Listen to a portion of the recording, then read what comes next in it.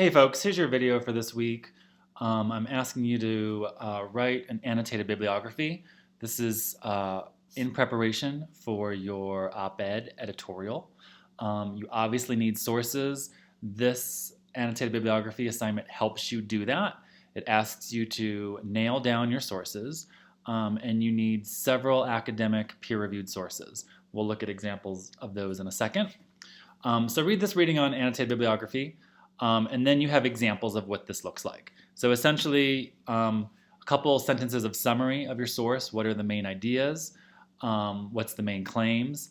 Then you want to evaluate it. Why is this a good source? Why is it reliable? Why is it authoritative? And then a couple more sentences on how will you use this source in your op-ed, in your editorial paper.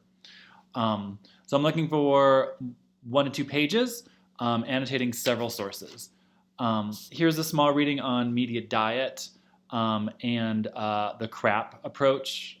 You want your sources to be current, credible, reliable, authoritative, and the purpose should obviously be education, not entertainment. So there should not be a lot of photos. The language should be more formal. So take a look at these 2 readings if you have any idea, if you have any questions about what makes a reliable source. You should have a mix of academic sources and newspapers. You'll want reliable, local, national, international. Don't be afraid to get an international newspaper like the South African, the Irish Times, La Prensa.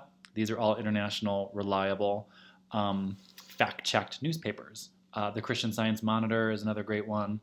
So take a look at that if you have any questions about what do I mean by a reliable source. Okay.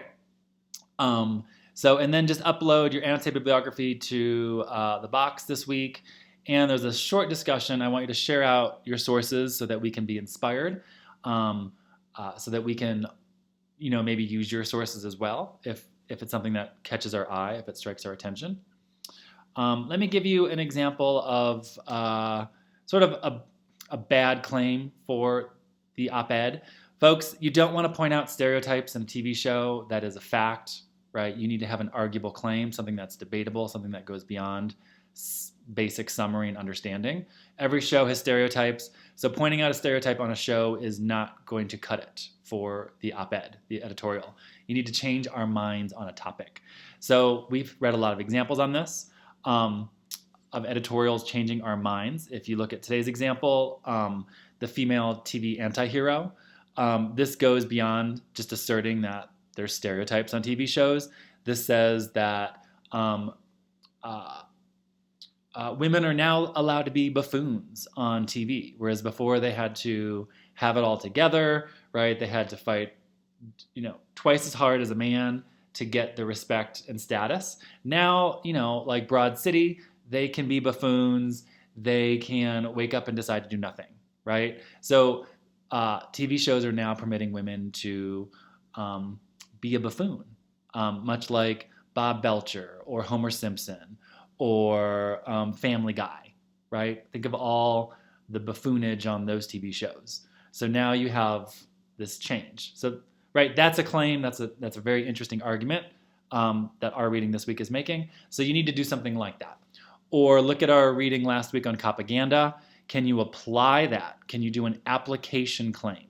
An application claim is you apply ideas from one source to a new source that has not been looked at before with those ideas. I'm telling you, Paw Patrol and other kids shows have not been looked at in terms of